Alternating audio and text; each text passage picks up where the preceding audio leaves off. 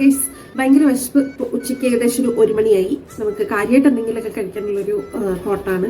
നമുക്ക് കുറച്ച് ചോറും മീൻകറിയും, പിന്നെ കുറച്ച് മോരുകറി, പിന്നെ മീൻ വറുത്തത്, പയറ് തോരൻ, ഇത്രയും കാര്യങ്ങൾ നമുക്ക് പെട്ടെന്ന് തന്നെ പ്രിപ്പയർ ചെയ്തിട്ട് കഴിക്കാം.